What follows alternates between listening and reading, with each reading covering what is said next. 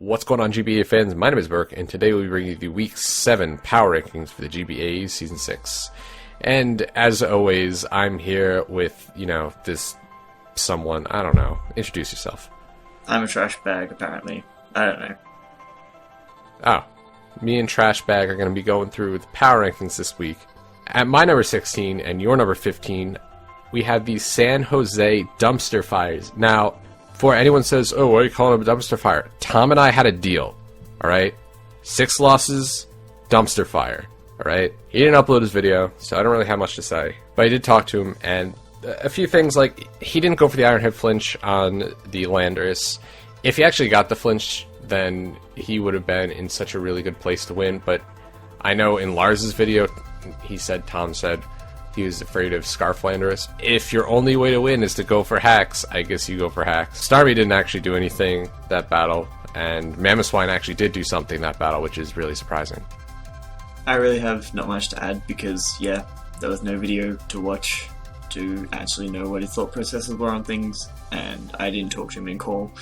So, all I have to say is that Starmie is super duper overrated. Like, I've never been a huge fan of it in the format, and it continues to show that it just can't do as much damage as it needs to. Alright, so at number 15 and your number 16, we did a Milwaukee Sawsbuck, so you can go over Battler X. The very first thing, which I know we're both going to rant on about, is if you're playing against a Volcanion, playing against a Zoroark, you need to consider what is the worst case scenario of the mon in front of me, which is, if it is Zoroark, what do I gain, lose by staying in? If it isn't Zoroark, what do I gain, lose by staying in? And Battle X is like, look, I think it's Zoroark. No, it's not, it's Scarf Volcanion, which he talked about in his team builder. And this is the bit that really got to me this week, is his team builder. He talked about all the things that were a threat and how he could deal with them really well, and he identifies that Mienshao is a huge win condition and that Scarf Volcanion is a very likely bring. And then he gets into the game, all of that goes out the window, Mienshao dies turn. He just played a bit too recklessly, get it? Puns. With his Mienshao, and let it die turn 1 when it could have put in a lot more work during the game. And in general, he tends not to consider what his best play is in each situation. And by that I mean, a lot of people will think about when they need to try and make an aggressive prediction and when they're on the back foot, but when they can make safe plays, etc. And Battler X seems to just do that at random. Like, sometimes he'll say, I'm going to make a safe play and do this. Sometimes he makes a prediction, and it doesn't seem to have much reasoning to it that I can see. It seems to be just what he decides at the time. Battler X was wearing a Paradox t-shirt in the end of the video where he rants about Steve giving him a shitty draft, so I'm pretty sure he's going to quit and go join the Paradox coaching squad. That'd be very interesting. Confirmed for Season 7. I don't really have too much to add. You talked about the Mienshao. One thing I wanted to say is he was really worried about the Zoroark.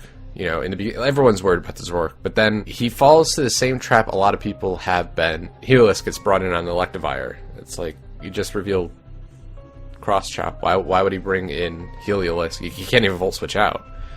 And it turns out, it's Zoroark, and down goes the Evire. It's weird. He's really worried about it, and then he's like, no, I can kill this Helios with the Cross Chop, and then doesn't think of Zoroark. And Steve, this is directed towards Steve, not Battler X. Steve, I know this wasn't the best team drafted, but you should really fire Battler X. It could be at the end of the season. It could be right now. You should fire him. All right? He's not doing what he promised to do. It doesn't matter. He said with this team he was going to do. He's going to win a lot of games, and he hasn't. So, all right. So at number 14, we have the Mew Castle United, and Sam. By the time we're recording this, he uploaded his team builder. He did not upload his battle, so I don't really have too much to say about his battle, but he picked up Pyroar, which just kind of exposes a weakness of Cooper's team, fire types in general. And so he had the Specs Pyroar. It looked like it was going to put a lot of big dents in Cooper's team. And I guess the biggest thing is he let the Pyroar go down really early, like he basically traded off for the Empoleon, so I don't really understand that. He also got unlucky with some of the pairs, like Cooper got paralyzed 1 out of 11 or 12 times, So, that sucks. But he banked on the para to take down the Clef by sending up a sub, and I guess that's not a great strategy, but I think that was the only thing he could have done at that point. I don't know. It didn't look like he had a ton to take down Clefable, and it kind of showed because Clefable got like 3 kills. Again, I don't really know his thought process. I don't really know what he was thinking turn by turn. I have pretty much nothing to add. It's underprepared for Clefable, let Pyro die. I never thought I would have to say that Pyro was a big win condition and you should have preserved it, but that's how the league format works. Sometimes there is a really lower tier mon that just has a fantastic matchup. But not every match, because I know someone who decided that Pyro was always going to be a win condition, and that worked out great for him. Same with Ampharos. Hashtag Division 3. Not even Mega Ampharos, just regular Ampharos. Pyro and Ampharos is the best offensive core. So number 13, we have the New Orleans Pelipers. So why don't you talk about John? This match was eerily similar to last week's, in that John actually played decently well around some of MV's threats early in the game, and then makes one mistake and MV just capitalizes on it, and that's the game. That's it. In terms of John specifically, his prep is starting to become really predictable, in my opinion. He hasn't really brought anything other than in week 1, which was a slightly innovative set, if that makes sense. He tends to bring a lot of the same sorts of mons and the same roles, and that makes it easy for someone like MV, who looks at his opponent's preps, to predict what he's going to bring and build a team around it really effectively. Again, just like last week for John, it's a bit of a 50-50 as to whether you bring Quick Attack or Baton Pass on Megalopony, and once again, Quick Attack probably would have been the better bring, because at least it would have meant he could have killed the Gorobus. I reckon MV still would have won from that point, but you never know. Megalopony was still a huge threat to him. And in the early game, he did really well preventing Gorobus from setting up by being aggressive, attacking it with a high jump kick after it had revealed Protect, knowing he wouldn't go for double Protect, etc. But the second time it came in, John in his commentary said, I thought that MV would think it was too early to set up. When earlier in his commentary, which was literally turn 1, he said MV can be really aggressive and can set up at any time. So I think he had a bit of a lapse there, which basically cost him the game, because MV is very, very good at going, I can set up now, and pulling the trigger, and that's it. He just sweeps. John held a lot of momentum early in that game. I really don't have much to say. It came down to that one play. He decided to go for Baton Pass. He underestimated Gorobus' sweeping potential. Like, this week, I think John was more concerned with smash passing and not concerned enough about just Gorobus being able to sweep. Because if you look at, John's team was all whittled down. And unlike Tom last week, who was more concerned about Gorobus sweeping and not about it smash passing into a Gyarados or anything like that. It's a tough loss for John. He can bounce back, but the season's not looking that good for him. He's struggling a lot. I think a lot of it has to do with, like he said, how he preps with his team. It kind of becomes pretty predictable. I know towards the late part of the season, prep starts to become predictable because there's not really too much you can do to catch your opponents off guards. You kind of shown how you prep throughout the entire season. I would like to see him try to mix it up a little bit. At number 12, we have the San Francisco Gigantes. So, Geo. A lot of weaknesses are showing on Geo's team. The lack of rockers and the lack of removal, it shows. Because now he's only got Nidoking, or at least this week he only had Nidoking to set up rocks, and you don't really want Nidoking to have rocks. That's more something you would want a Nidoqueen to do. And the fact that he has the lack of removal means that Zapdos comes defensive almost every single week. Even though against the Rain team, like a Scarf or offensive Zapdos would probably do quite a lot of damage. I do like the fact that he brought HP Steel on Ditto in case he switches in DNC. DNC has a hidden power, he can then hidden power Steel the DNC. Really good prep. We're unfortunate. They happen. I don't think they really change much. DCs can change a lot of the damage rolls, especially if it's later into the match, and that can really affect the outcome, but I think this wasn't even too late in the match, so there's not really too much that could have changed. The main thing I think it changed was just Geo's mindset, because it meant when they did go to battle on Showdown, he was a bit frustrated and a bit out of it. Yeah, but it happens. I mean, I think Geo should be used to playing matches on Showdowns after season. Yeah, I'm not trying to criticize Geo. Maybe some bad internet, but it happens. So he made some really odd plays. Like he sacked off the crest to lunar dance back into Zapdos, which then died anyway. It was these weird kind of plays where he was just never gaining any momentum. He didn't even try to preserve the Zapdos. He let it go down, and it was such an important mon for his team. The Celebi gets to +2. It's kind of low-ish, and he doesn't even switch in the Ditto to get the nasty plot boost and the Scarf, which could have actually been quite a threat. I feel like he's having a much harder time determining these win conditions in these past matches that he's lost.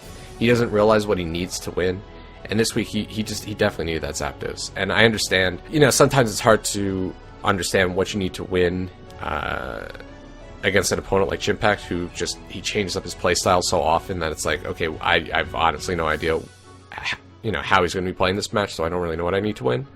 But it's still, Zapdos was just really important. Geo was lacking a bit of creativity this week, and that's partly because, as you said, his draft is limiting him in that factor. And there are things like Entei, which you look at how he used it last season. I mean, he brought freaking Sunny Day Weakness Policy special Entei. Like, that was insane. And then this season, I think he brought Choice Banded every time except once, where he brought Choice Scarfed Entei. We were talking about John having predictable prep, and that's just something you can't really afford to do. Like, I get Choice Banded Entei is a good set. It does a lot of work. But if your opponent knows that's what you're going to bring, or at least is fairly confident that's what you're going to bring, they will have a way to deal with it, and changing it up a little bit. And particularly, we've seen Geo come up with some incredible sets and incredible plans, and I'd like to see that a bit more. He has done it previously this season. It was just this week that seemed to be really lacking. And I don't get why he doesn't like bringing Manaphy. I mean, in my opinion, it is the best mon in the format at the moment, and most people agree that it's at least one of the best. So there's very rarely a matchup like where you don't want to bring it. You talked about Lunar dancing into Zapdos. I mean, that was the right thing to do at some point, but he did it at the wrong time. He needed to Lunar dance into Zapdos to keep it healthy, because that wasn't a good opportunity for it to roost. But he did it when Celebi is sitting there at +2 and can just bring Zapdos right back down to about 10%. It was much better to try and get in the Ditto and copy the stat boost. I mean, that's what Ditto does well. It copies setup threats and then scares them out with their own coverage. And yet he didn't think to do that until after he'd let the Zapdos take way too much damage. I do really like his note-taking in battle.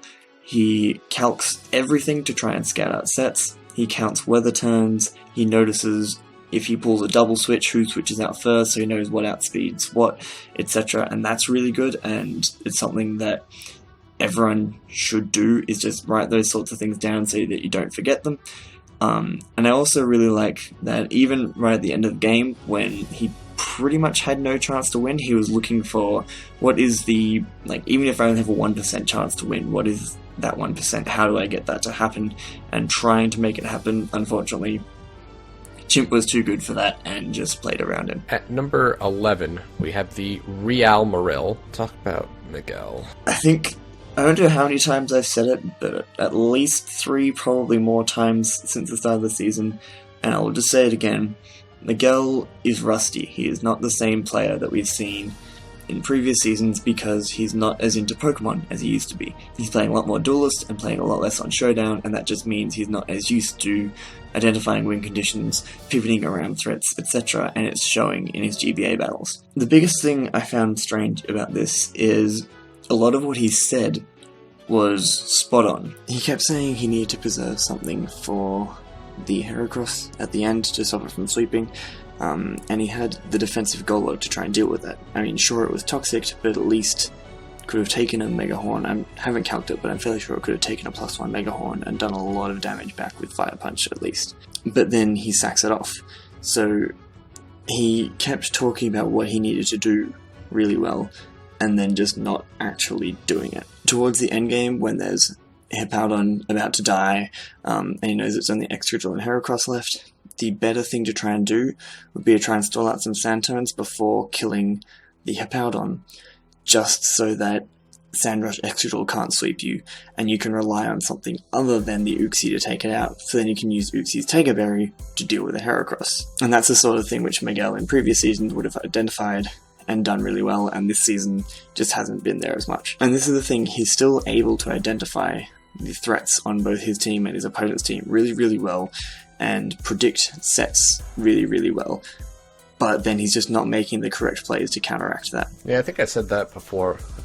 He says the plays that he needs to make and then doesn't do those plays. I just don't think he had a really clear sight of the late game. Like, he was up 5-2 and then gets the game it spiraled way out of control for him and he just loses it immediately. So it's that kind of making sure, you preserve things well that you're going to need. He played the Rose Raid well. That set was able to take down both the Licky Licky and the Tentacruel. Granted, it required some misplaying on Tup's part, but still, and a little bit of hacks. Yeah, and a little bit of hacks. But still, it was a good set. It caught Tup off guard. So he makes some good sets. He can use them well. He let his team get so whittled down where it was going to be swept. Yeah, so if Tup didn't miss at the end, he was going to get swept. It's just, you look at the team, it's like, what can actually take, Mega Horn? And I think he just completely overlooked Scarfed Moxie Cross, because once he saw the +1, he's just like, uh-oh.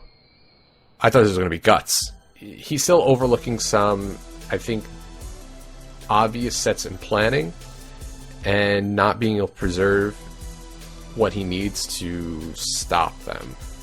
Alright, so at my number 10 and your number 9, we have the Borussia Don fan. It sounds like you've been working on that pronunciation all week. I've been working on it because people get on my ass about not pronouncing team names right. Lars, overall, he had solid planning, but I know you explained it, Lars, but the Wakan Berry on Toronto, I know you want to be able to take a Wild Charge from Arcanine, but it's an Arcanine. It's not staying in. And, I get Starmie also gets Thunderbolt, but still, I don't know. I felt like it was just kind of a wasted item where you could have had something to hit a little bit harder, like an Expert Belt. He used the Shaman well, and I think this was just kind of Shaman's game to shine. He realized it was his win con, like, immediately. He's just like, Shaman can come in and click Seed Flare and nothing's going to take it well.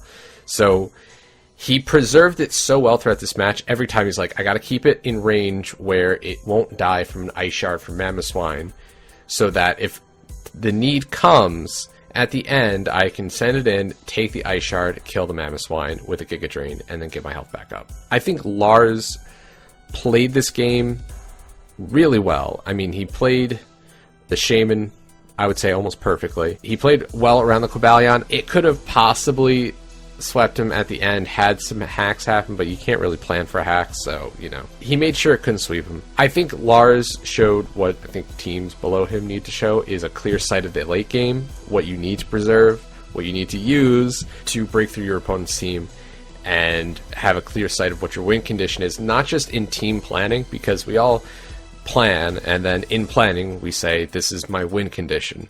But then you get to the battle and you're like, that's not my win condition, this is my win condition. I think Lars did a very good job of understanding that in the game, once you look at the team matchup, he's like, yes, I need to preserve Shaman because it will win me the game. Lars's prep was really solid, like, pretty much every week. There's no insane out of left field set, but it's all just really, really solid and effective sets that do work in the game. And similarly, his playing was really solid. He made a lot of middle ground plays. Rarely did he have to make an aggressive prediction. He just made a couple of predictions to get a little bit of momentum early and then rode that momentum right to the end of the game. He just put Tom on the back foot really early with getting up rocks with his Mesprit and then using Shaman to just blow holes back. I think the GBA needs to consider banning Shaman because the only way Lars can win is if he has broken mons, so obviously Shaman must be removed as well. Yeah, I'm sure Lars probably decided to bring Shaman Sky that battle. Yeah, we should just give him Shaman Sky. My number 9 and your number 10, we have the New York Metapod, so you can talk about Dan. I really like the shift Dan made a couple of weeks back from bringing a more bulky team to bring a lot more aggressive offensive teams, and like this team was still bulky, but I would have called it a balanced team rather than all-out bulk. So he has Scarf Metachan, which can put in work, and he has one of my favourite sets ever, which is King DDD Altaria, which I will talk about later as well. I still have him ranked pretty low because he had a rough start, and he's starting to pick up momentum now, but if this sort of playing continues, particularly given he has a busy period coming up, if he can maintain this, he will be moving right up through my rankings really. His aggressive predictions paid off this week. Sometimes he's got them a little bit wrong and it's cost him a mon which he would have liked to preserve. But this week it meant that Mono had a hard time trying to predict him. and got him a lot of momentum. And the set he brought, which is the defensive Dragon Dance set, is a perfect example of how I think Altaria functions best in the format, which is be a bulky tank that can heal itself up and do a little bit of chip damage, but at any point can just set up in your opponent's face and sweep through their team if they don't have the right things to check it. And he did really well in getting rid of those things, even though he had to sack mons to do it. Getting off a huge chunk of damage with V-Create, but being able to weaken the Bronzong that much just paved the way for the Altaria, and then using the Rotom to whittle down the Amoonguss as well just meant that it could clean up late game.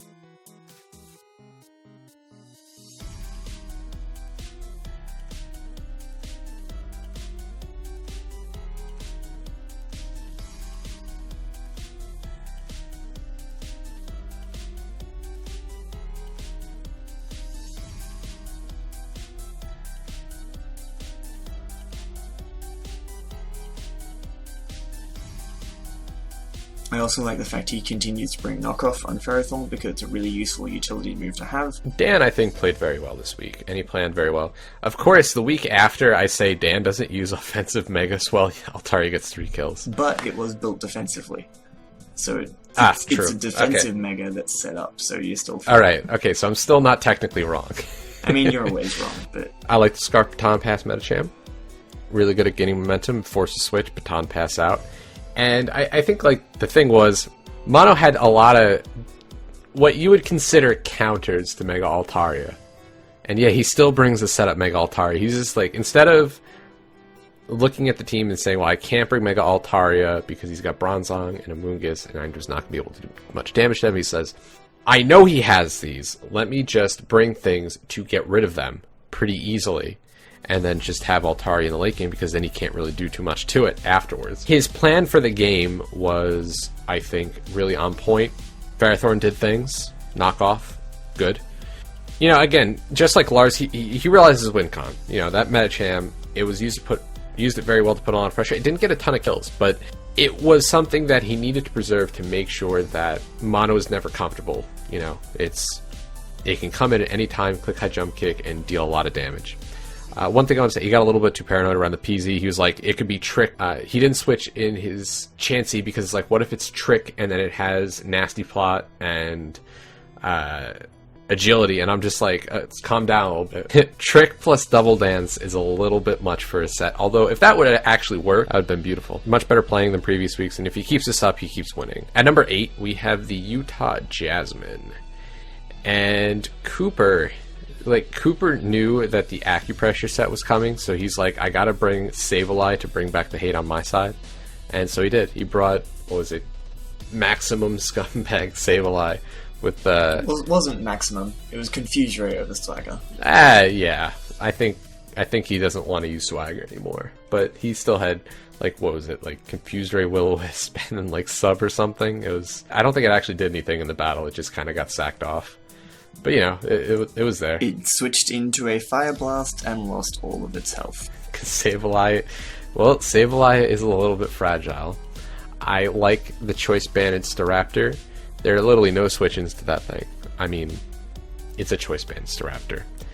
And he used Magnezone well in the early game to get some initiative, but he let it take some huge hits and then eventually go down to a Volt Switch.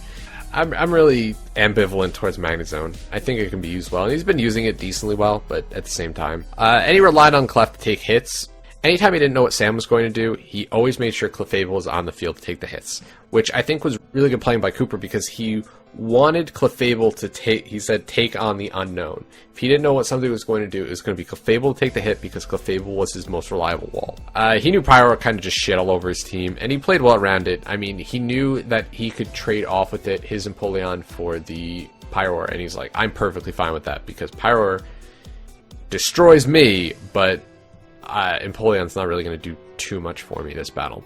He did get kind of lucky this game. I mean, he got like parried 1 out of 11 turns. It happens. You can't really bank on being parried. Even though Cooper was saying he needs to get parried, like, this is a little ridiculous. Come on, get parried. That's what happens. But, you know. He also is kind of mistaken the choice band of Crocodile. Like he said, oh, what if Crocodile has a choice band, even though it had shown leftovers before? So you got to make sure. I know he writes down like everything. He's very meticulous with his notes. And I don't know, maybe he missed that. Or maybe it was just part of the narration at the end. Maybe he knew that in the game. And the game came down to the wire. He learned from his game against Tup, sacking off a Mon that he doesn't need just to make sure that he'll win at the end with Staraptor. Very good playing. He didn't move up just because this kind of middle section from like 8 through 5, it was really hard to place. I have very, very little to add, other than I'm really glad that Sableye just died, because I don't want to have to sit here and try and justify why he brought Confuse Ray. Cooper is actually doing really, really well this season. I believe he's like 5-2, which is a really, really solid record. And I had his draft ranked up pretty high in the post-draft power rankings, and he's using it really well, so I don't really have any big criticisms. Whereas in previous weeks I've criticized his playing in the late game. This week that was a lot better, so I'm glad to see him make that change. Alright, so at my number 7 and your number 6, we have the Boston Red Sox, so you can talk about Nick. I don't want to. I'm not going to say anything much about either of the sides in this game, because there was an acupressure Drapion, and it got the right rolls at the right time, and then dodged a lot of moves, and that was the game. Well, what I gotta say is, okay, I know he was moved down, and in part it was due to the acupressure set, but it wasn't the fact that it was a Haxie battle, so I moved him down for it. It's just that I think Tup is doing better. It was less Nick moving down, it was more other moving up. That doesn't mean I think Nick played terribly. He knew that George wasn't going to be able to play well around the sub-acupressure set. I mean, he was stubborn with it, and it panned out for him. Yes, he got the evasion boost, but even still early in the game, George was just going to kind of sit there and play the game with him, and his stubbornness really paid off. Despite what he says, he's like, well, I'm not actually good at the game. He's good at the game, and I'm confident he can still win with with the hacks. When you get the evasion boost and the hacks gets in your favor, and then Nidoqueen misses a bunch of fire punches. It put the match so much in Nick's favor that he couldn't lose at that point. And he had all those predictions with the acupressure. He predicted the gyro ball, and then he skilled the defense boost. Just like he knew, Infernape was coming in, so he skilled the speed boost. It's that kind of skill that Nick does really well. And I still like the name Aristotle. I don't know. Overall, it's kind of like a shit show of a match. But just being honest, there's a lot of hacks. My number 6 and your number 5 with the Pittsburgh Piratas. And Tup, that Licky Licky set. Ew. Toxic stalling Licky Licky. It just absolute ew. He loves offensive Tentacruel. I mean, if it works, it works. It seemed to like it could have done a lot of work this game, but it kind of died to a crit. I really like that Tup had 2 sweeper win cons built into his team, Excadrill and Heracross, because we've said this about someone like Envy, where they've got 2 win conditions kind of built into the team, that if the situation's right for one, that'll be able to sweep, or the situation's right for the other one will be able to sweep. And I think he did that well. He knew that Heracross was going to be really good this match, and he knew that was going to be when he needs to sweep at the end, and he preserved it so damn well. He brought it in once to, Night Slash, and then just left it in the back until the rest of Miguel's team was really whittled down. And he really, I think, only played poorly around the Roserade. The Licky Licky was just kind of sacked off, and then, the crit's unfortunate, but I didn't do the callus. I didn't know if it mattered. Someone's going to say, oh, that totally mattered, and you're an idiot, which I already know. I already knew that. Yeah, it was kind of lucky to hit everything at the end, not missing any Mega Horns. He got a 75% chance roll with the Mega Horn kill on the Blastoise, so it was a little lucky at the end, but at the same time, Tup has improved just so immensely. This is not a game we would see Tup play last season or the season before. He's doing so much better than last season. I mean, he could literally lose every game from now on and still have a better record. Tup made a 3 Ninjas reference with that Licky Licky Lick name, so I have to move him up. I wanted to move him up higher, but that would be unfair. I get why you bring Night Slash on Heracross, but I still don't really agree with it, because even with Cola Berries going around on everything, Night Slash is only 5 more base power than Knockoff, and as we discussed earlier, Knockoff is also really, really good for just getting rid of other items, The interesting thing this week is Tup seemed really, really rushed in his team builder, and still seemed a bit stressed out in the battle, because he had a lot of work and that kind of thing. But he still played really, really well and still built a really solid team for what he needed to do. He also countered things like sand turns really well, which I like to see, and you covered pretty much everything else I have to say in terms of preserving late game sweepers really well and whittling things down properly, etc. The only other thing I want to add is that you should probably rename your Licky Licky once again into the Spanish Inquisition, because no one ever seems to expect it. Also, I just wanted to mention that squeal at the end when Top won. That was awesome. It was great. Beautiful. Beautiful. It was even better at ×2 speed. So my number 5 and your number 7, we have the Tampa Bay Lose Weights. So why don't you talk about Monotui? Mono is trash. Okay. I have to say it every week. The big thing is he seemed to underestimate Dan's offensive presence quite a bit in team prep, and he addresses himself at the end of his video. He needed to preserve his walls a little bit better. He let them get weakened way too much, in particular the Amoonguss. You know, it was his best answer to Rotom Wash, but he did let it get worn down a lot. Whereas in previous weeks, he would have been a bit more aggressive with his predictions and pivoted into an offensive threat and that kind of thing to force it out and get a big hit off with something, say, like Porygon Z. Whereas in this, he kept using his walls to pivot around, which, you know, works in most cases, but he let them get whittled down way too far with burns and getting knocked off, etc. I think he can afford to rely a little bit more on making predictions, because he's generally pretty good at predicting what the opponent's going to do.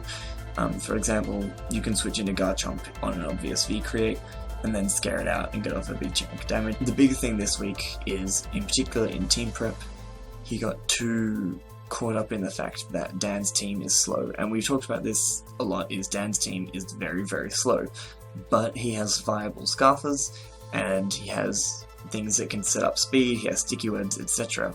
And although Mono had a way to deal with sticky webs, he didn't have other options for outspeeding Dan's threats. So even though Dan's team was slow, the Scarf Metacham actually outsped everything on Mono's team, which is not what you... I think one of the big things is he didn't have a mindset for the late game. I know he had a lot of counters to Mega Altaria, being Amoonguss and Bronzong, but he just kind of lets them get whittled down because he's always in the mindset, like, yeah, I still have it here. So, like with Bronzong, he let it take a lot of damage. I know it dealt with the Victini, but still, he's like, well, I still got Amoonguss to deal with Mega Altaria, and then he lets Amoonguss get really whittled down, and then it's like, oh, now I don't have anything for Mega Altaria. Yeah, he tried to make some offensive switching at the end, but it was a really 50-50. He was either going to come out ahead or not come out ahead, and he didn't. And I know he said if Metacham wasn't Scarfed, he would have won, but it could still had plenty of priority to deal with Garchomp, because Metacham hits hard. Like, if it was a Life Orb with Fake Out, that might have just killed. I don't think he played poorly this match. He just got out-prepped by Dan. It was the fact that he, like you said, got so caught up in Dan's slow team that he just didn't bring anything fast. I still have him ranked highly because, you know, this match was not great. His team is 4-3, but he's 4-2. I think he's still going to be able to pull us around because Mono is a good player. So my number 4 and your number 3, we have the Philadelphia Scissors and Chimpact. So Chimp, I love how he's using Scolipede. It's such a good mon, and I think that's one of the things that's kind of shining on his team. There's a very interesting Politoed set this week, making good use of a mon that I generally consider kind of a wasted slot. It's like, it sets up the rain, and that's generally what it does, but a Scarf with Endeavor and Encore. And not only that, like, because of that set, it actually confused Geo, because Geo thought it couldn't have been Scarf based on the set. I like how you use Celebi. It was very similar to how MB is set up. Get the nasty plot up, break through things, not necessarily try to sweep with it, but just try to break through some of the defensive walls. And it just broke through Crest and Zapdos. And he had a lot of momentum throughout the match. I don't really think he ever made a mistake. And the end game was played weird, but it was done so he could prevent SD, Mega Absol, from ever sweeping. Like, it was a very meticulous way he played that end game.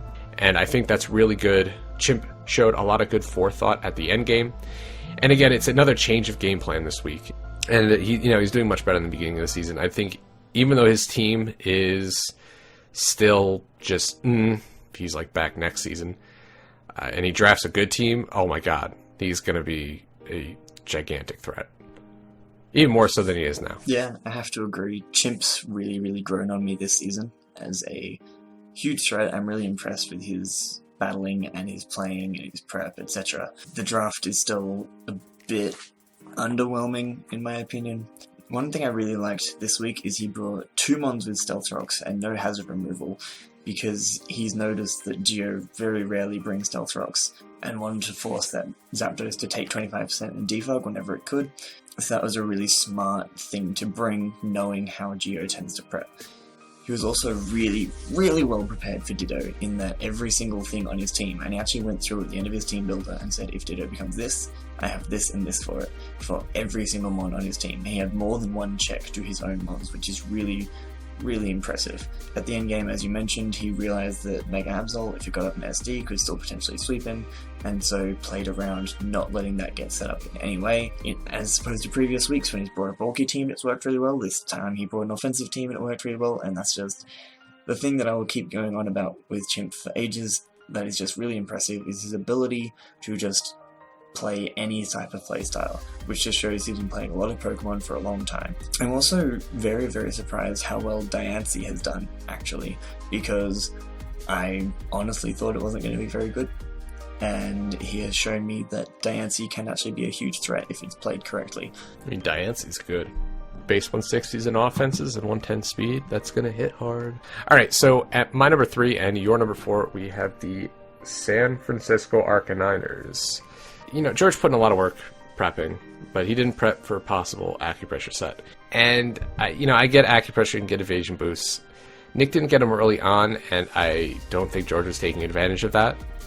Like, he didn't really want to, have his scarf knocked off, and possibly get, Life Orb knocked off, which had to get knocked off anyway, because then it started getting evasion boosts. I think he played poorly around it just due to Nick kind of setting up in his face, and I don't think he knew how to handle that. Especially, he's very concerned about, again, the evasion boost, but he wasn't getting it early on. And I think he could have made plays to force it out, but tilt is a thing. And I say this every week, I get tilt is the thing, and I get you can play on tilt, and I know how hard it is to play off of tilt once you're on tilt.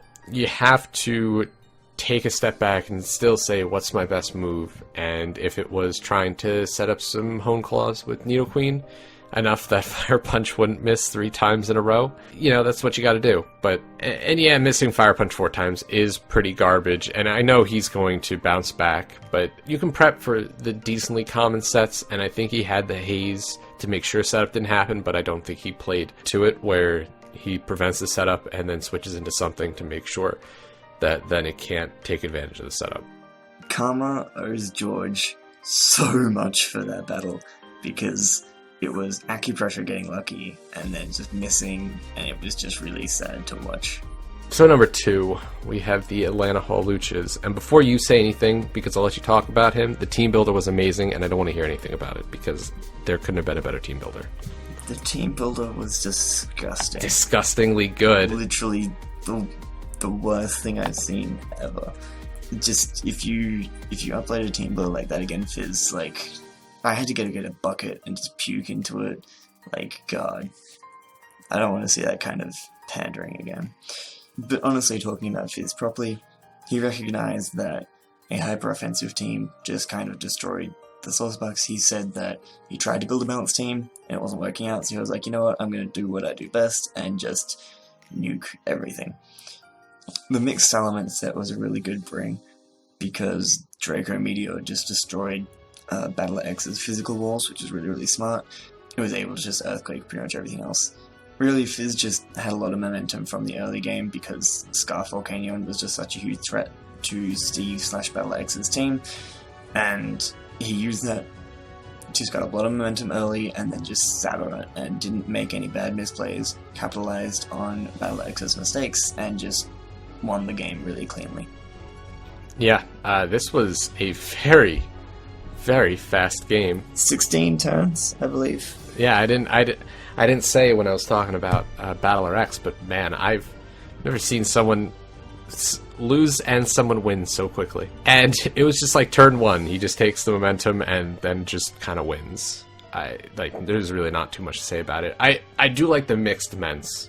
He baited in the Sand Slash thinking he'd be able to take a physical hit after the Dragon Dance, and then, Draco Meteor, and then dies. So, I really like how Fizz played this game. He knew it, against someone like Battler X's team, you need to go offensive, and I think a lot of people realize this. Go offensive, and you should be able, and if you can take some momentum in the early game, you're going to be able to keep it throughout the game. And so he did that. And also, don't sacrifice differential if you don't need to. Like at the end, he went into Volcanion because he wants it to get up differential, and then it just dies. I mean, it missed a Fire Blast.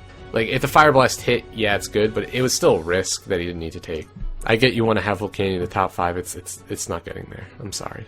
Not with that kind of luck. And at number 1, we have the San Diego Chimchargers, and it was solid planning by MV. He brought Sweeper Gorbis, and, you know, it worked. His EV spreads are very specific, you can see, for some of them. And then some of the others, like just max speed, max attack. I don't know, there's probably a reason for that, but still. And he didn't have much momentum in the early game, but I think he's got a good way of making it seem like his opponent has a lot of momentum, but slowly whittling down his opponent's team to then be able to set up for a sweep later on. And, like, tricking the Escavalier so it didn't have its AV. Gastrodon getting weakened, even though it seemed like John had the momentum throughout that match. His team was getting whittled down. And really, Envy was getting out ahead, even though he was behind on the momentum. And he saw the opportunity to Shell Smash, and he took it. And he swept through the entirety of John's team. And this is like the 3rd time he's done this. So I know he said, and John said, like, I couldn't really predict, Shell Smash, Sweeper, Gorbis. I mean, this is like the 3rd time he's done that. So Gorbis for Envy's been doing one of two things. He's either been Shell Smashing and trying to sweep or break through something, or it's been Shell Smashing and then passing that to something else. But he does it so well. Like, he sees the little error that your opponent can make and then plays to it and then sweeps. So, again, this match was very similar to last week in that there's one little error and then the game's done. So, Envy just doing what he does best, and he's gonna stay number 1. The thing with Envy is just the playing just seems so effortless. Like, he has this plan in prep, and then just comes in and just does it. Whereas pretty much everyone else in every other league match I've watched comes up with a plan, and they have to be constantly trying to guess around what their opponent's doing and try and figure out how they can get it to work, whereas for Envy it always seems to just work out exactly how he expects. One thing I do really like is he recognises when he can be aggressive with win cons and bring them in and do damage, because he knows he still has another potential win con in the back, and he, like we talked about Tup this week, having 2 potential sweepers, Envy consistently does that, where I have 3 or 4 things on this team which can just 6-0 my opponent if the right things get whittled down. And again, just like many other weeks, he just finds the one small mistake the opponent makes, literally one misplay, and then straight away it's game over. He's able to just set up on the spot, and admittedly he does have a really good team for setting up, but it's the fact that he can identify as soon as they make a wrong move, he capitalizes on it and uses it to just break through their team. So that is going to wrap up the Week 7 power rankings for the GBA Season 6. Like always, if you have your own power rankings, please leave them down in the comment section below. Do you have anything else to say? For once, I'm not going to say anything mean to you. Do you want to try that again? Because it confuses me that you're not saying anything mean to me. I don't know. That's it for the power rankings. We'll see you all next week. Bye.